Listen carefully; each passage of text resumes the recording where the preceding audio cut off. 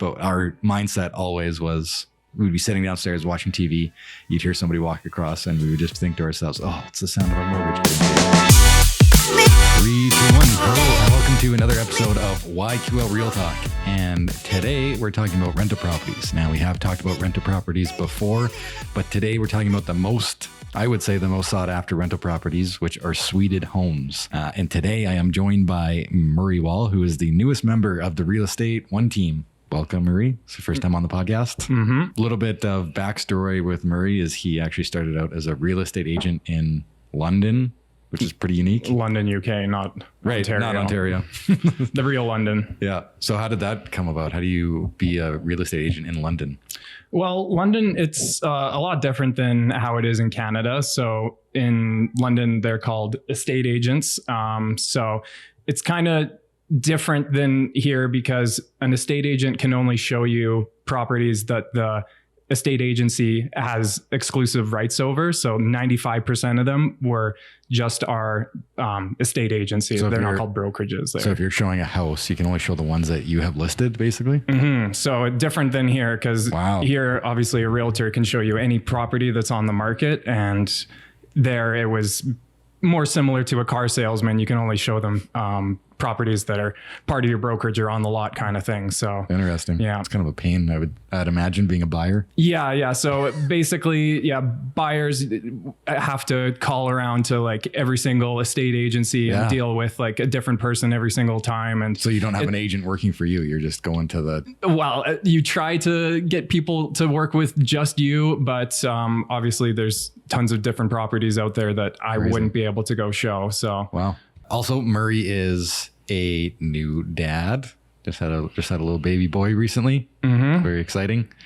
Also, you met your wife abroad while you were in London and now came back here. So she's coming from a big city, coming back to Lethbridge. Well, I actually met my wife in Southeast Asia, but she was originally from London. And basically, I quit my job here in Canada. I used to be in construction, realized that wasn't really for me. Went traveling to Southeast Asia, bought a one-way ticket, didn't really know. I'm sick of pounding nails. I'm going to Asia. Yeah. I was like, I always wanted to go see the world. So I went travel to Southeast Asia, and she quit her job in the UK and also traveled about at the same time. We left like a week apart. You didn't know each other at this time? No, we didn't know each other at all. So we were actually traveling kind of in the same places, and then eventually we met up, and then we traveled together. I traveled for 3 months, and then I met her, and then we traveled for 3 months together, and we got scuba certified together and traveled to a bunch of different countries. And then I left back to Canada. She left back to London. Then she came to visit me in Canada. Then she went back to London. And then I thought,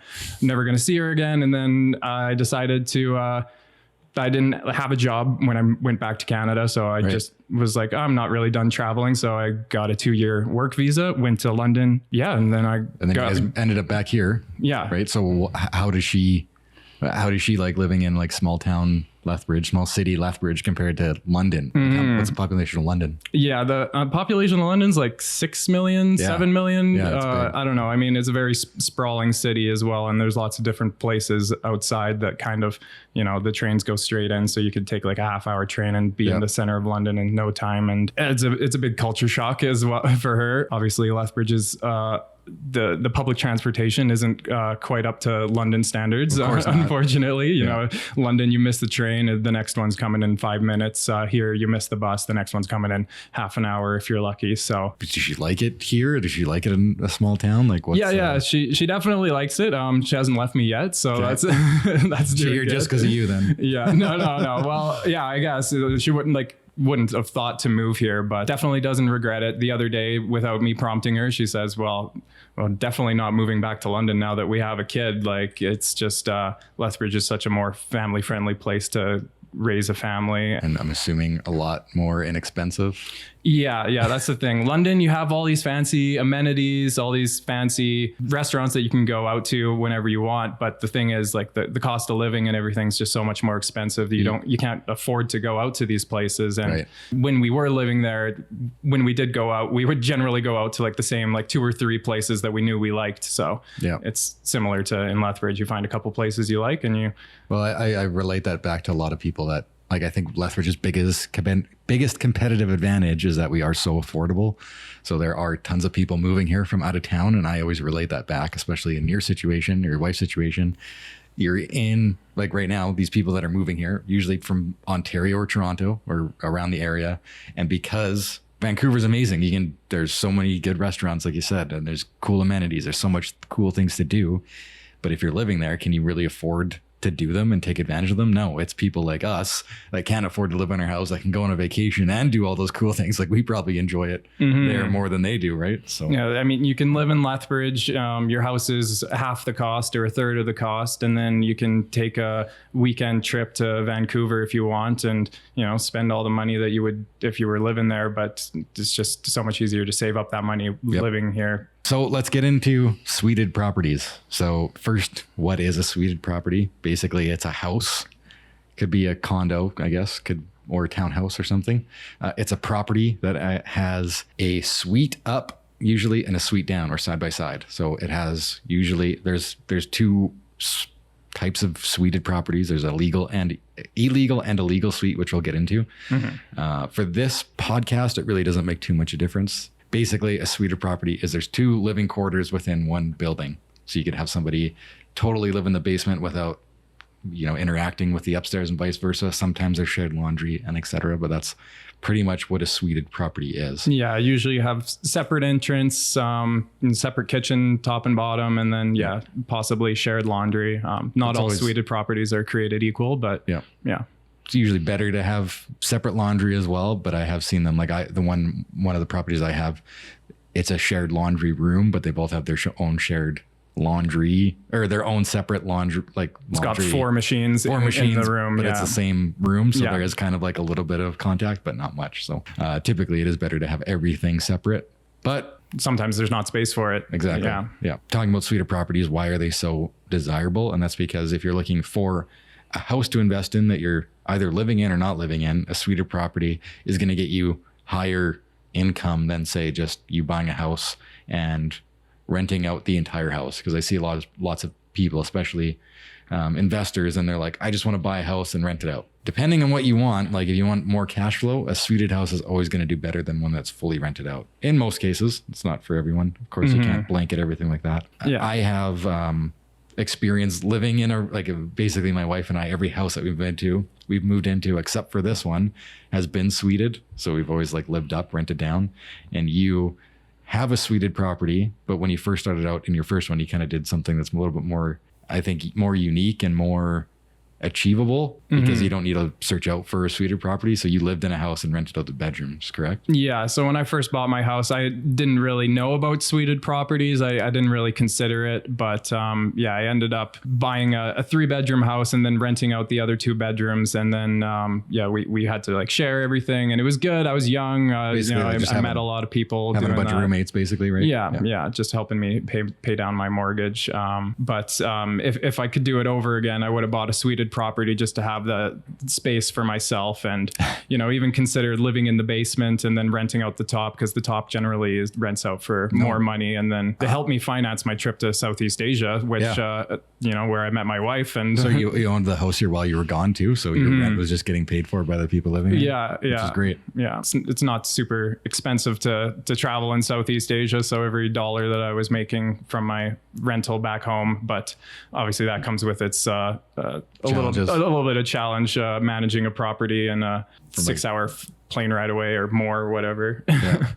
Well, I think having a house and renting out bedrooms, no matter how you're doing it, whether it's suited or whether it's not suited, but obviously I would imagine you were younger at the time when you did this. I think for a lot of people in bigger centers, they're having to have roommates because they can't afford to live in their place without roommates. Whereas here, if you change your mindset a little bit, and if you're younger and you can put up with roommates, if that's okay with you, then buy a house, fill it with roommates, and they're paying down your mortgage for as long as you can. It's genius. And then you save all the money that you would be putting towards your mortgage.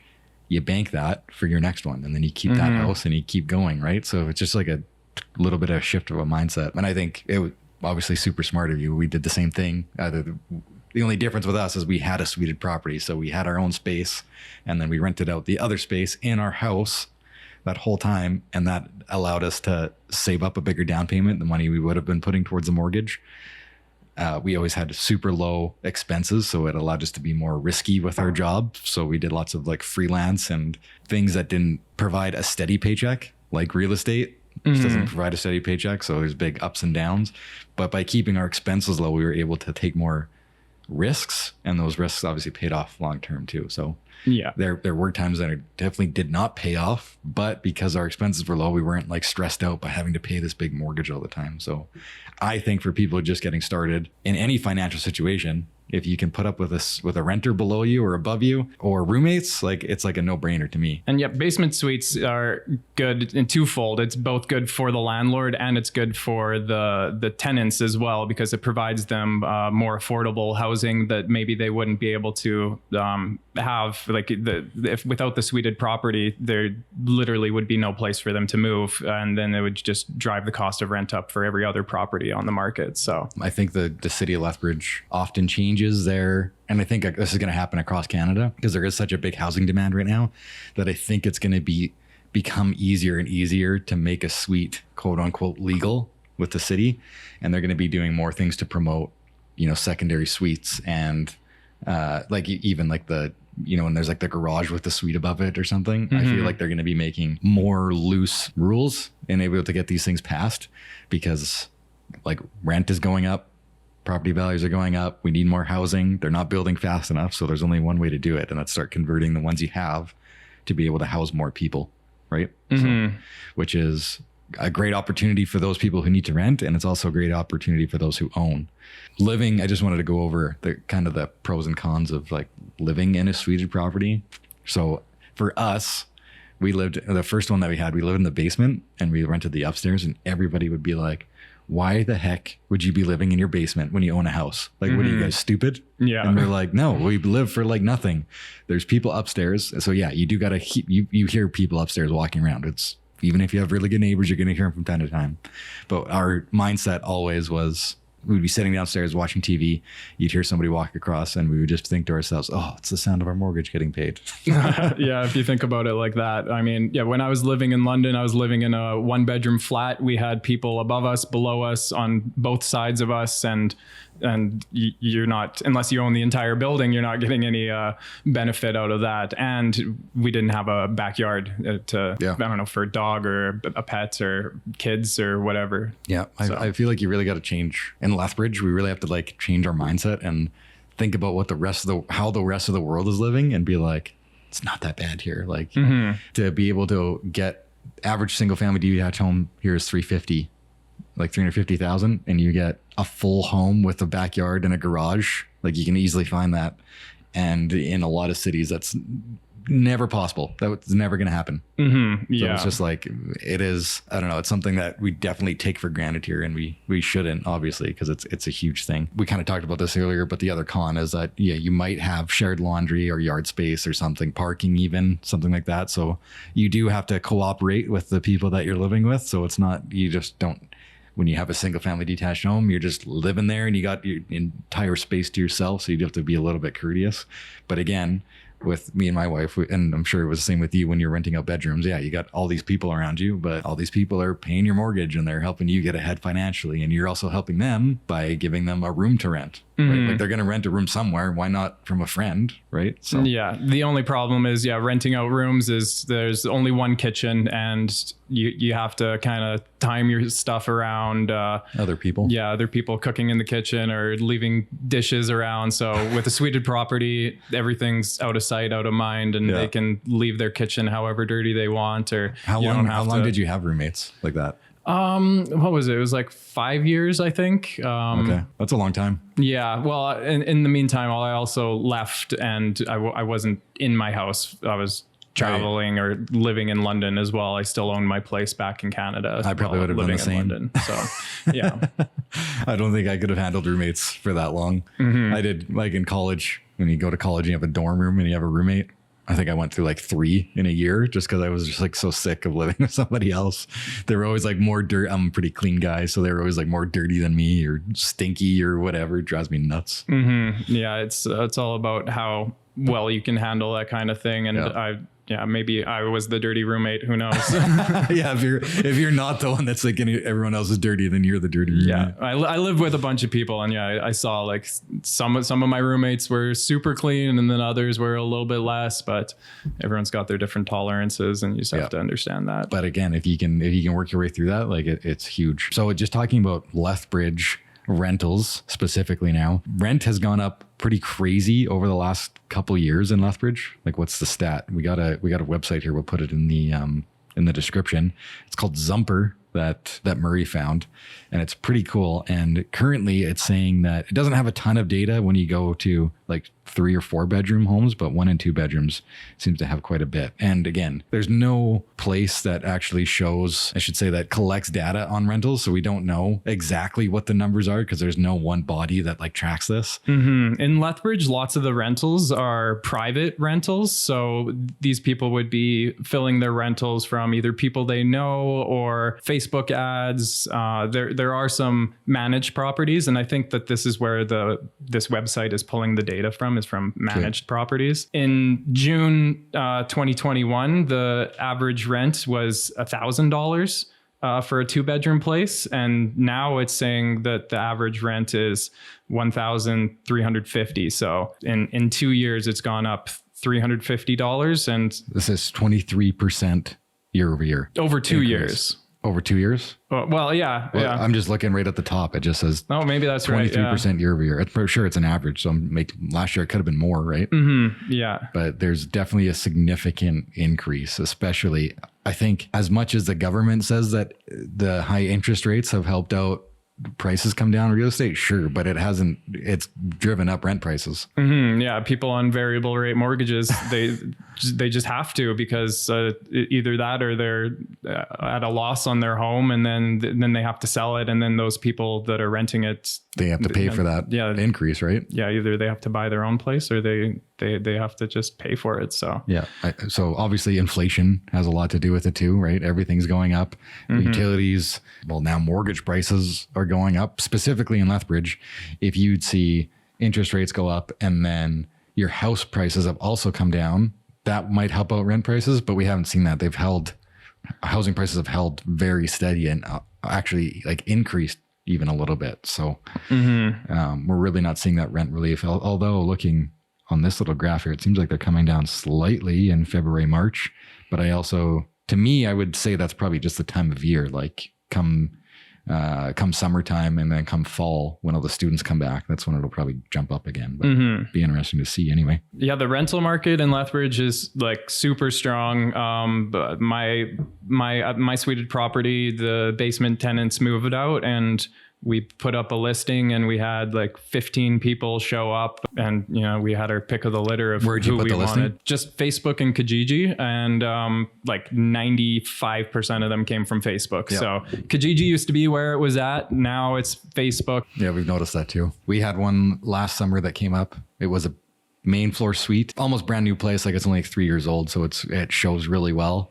We put it on Marketplace over the summer, and we had literally 100 people message. And then we were like, I've said this before in other podcasts, but we've had 50 people show up. We couldn't go through all the applications. So we just did like an open house, 100 people messaged, couldn't look through all the applications. So we did an open house for like an hour, and there was like 50 people that came through. It was bonkers. I don't want to say that the rental market is always like that, but we've never had a vacancy like for 1 month in any of our rentals. So and that goes a long way. With suited properties, the good thing as well, if you do have a vacancy, chances are you're not going to have the top and the bottom person move out at the same time. So if the top person moves out, you'll still be getting some income from the basement tenant, or vice versa. And then whereas if you're renting out an entire house, if that person moves out and you have a vacancy, you got to cover that for the month. You don't have anything covered, right? So. Yeah, exactly. Just hedging your bets a little bit there, kind of. Yep. Do you know how many of the properties last year were suited properties? Of all the properties,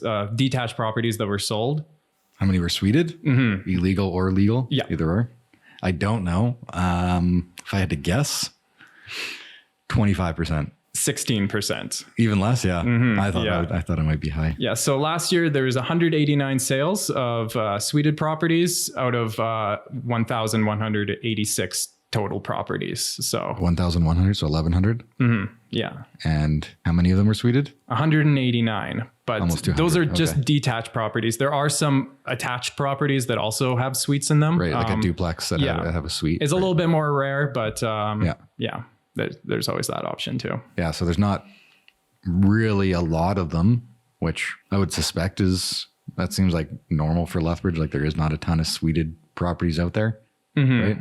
So probably another reason why rents are increasing, because there's not a lot of suited properties. Yeah. It does seem like builders though are building more and more, but they're getting very expensive. Yeah. You noticed? Yeah, if it is a legal suite, yeah, you can add quite a lot of price to that, but they're still selling because people see the value in them. So For sure. with a legal suite as well, you're able to use the rental income Towards your mortgage. Yeah, towards your mortgage, so you can borrow more at the same salary. So Yeah. the increase in price is basically Yeah, that's because you can probably, borrow more. that's probably like the most significant difference between legal and illegal is that you can obviously borrow against it. All the other things, it's like, does it really matter if it's legal or illegal? Yeah, it does depend. There's some illegal suites that maybe are a little bit worse than others, but it's just some things to look out for. Like you want to make sure that the It's windows, safe. if there was a fire, which pretty rare, that the people in the basement would be able to get out of there. So Yeah, obviously make sure the house is safe. The worst case scenario that can happen with an illegal suite, and maybe I should do like a full podcast on this or a YouTube video or something. But if for some reason, mostly it's like parking or noise. So if you have an illegal suite and your neighbors complain either about noise or your renters are parking in their spot all the time or something, and people get upset about it, that they're parking on the street too much. If they do get a complaint, the city can actually come in and remove the utilities to your suite, which means you can no longer rent it. That's like worst case scenario. However, I have an illegal property that I've had almost 8 years now, and we've never had an issue. So obviously when you're buying it, it's up to you if you want to take that risk or not. Whereas when it's a legal suite, the neighbors can complain and you can get in trouble for it, but they can't take your suite away. Right. So there's a bunch of things that go into making it legal or illegal, but that's basically like at the end of the day, that's the biggest consequence between having an illegal or legal. Of course, unless you have a really janky illegal suite that people can't get out of if there's a fire or something. Like I had Justin on a couple of weeks ago, and he was saying that there was a suited property in Calgary, and there was a fire, and there was like bars on the window, and the people couldn't get out in the basement, and they ended up dying, which is horrible.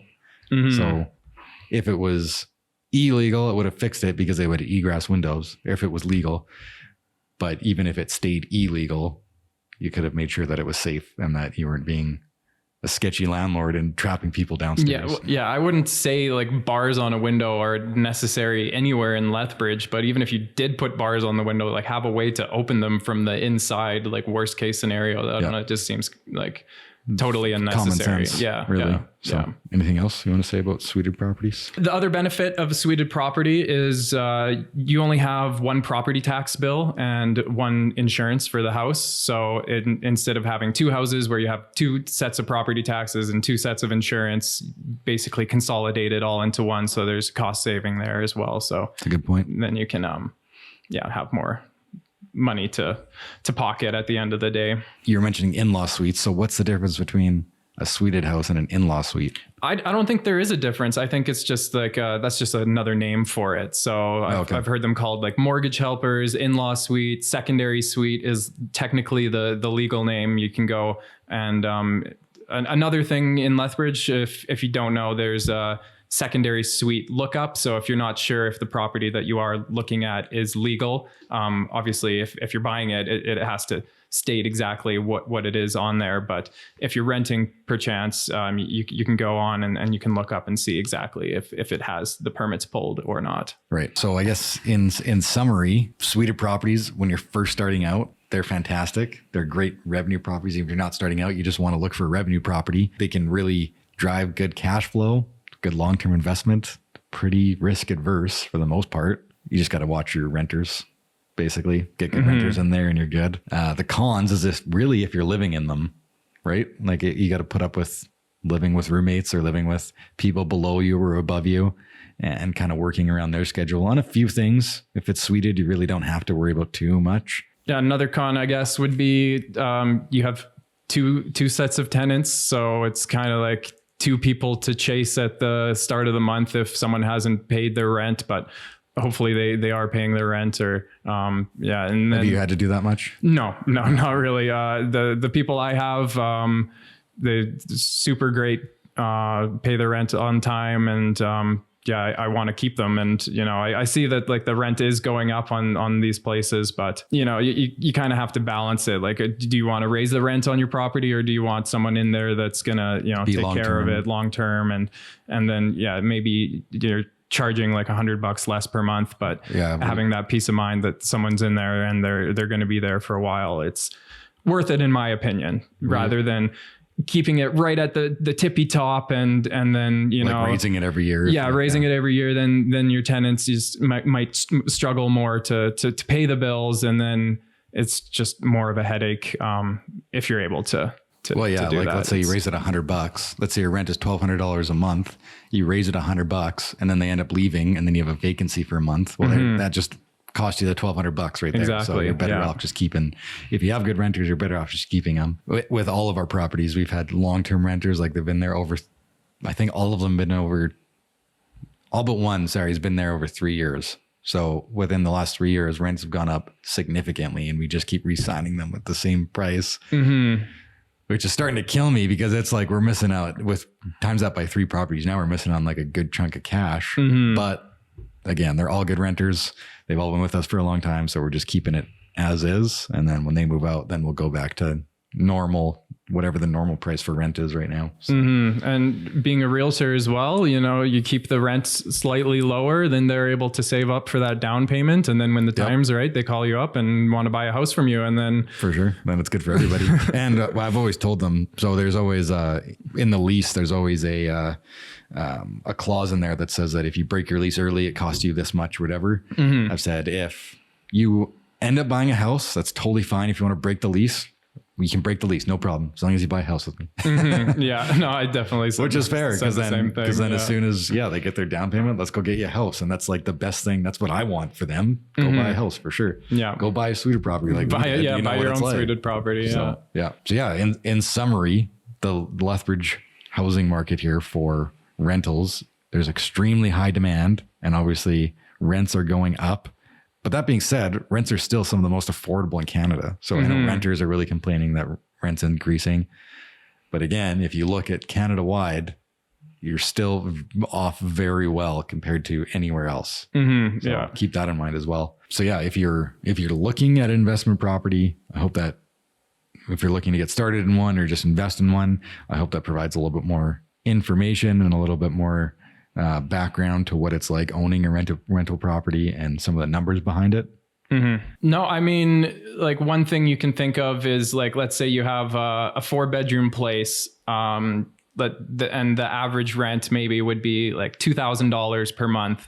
If you did or if it was a suited property with 2 bedrooms up, 2 bedrooms down, you can get like $1,300 up and then like $1,100 down or something. So it turns that $2,000 a month into $2,300 or even more. So like you add on like 20-30% by doing it suited, right? Yeah, exactly. Suiting your own property, you're going to have to put in the money, and that's quite an investment. Just buying one that's already suited, it's super easy to do. Yeah, if you know where to look. Hope you guys got some good information out of this podcast. If you are looking for a suited property, there's some links down below that you can sign up to look for some.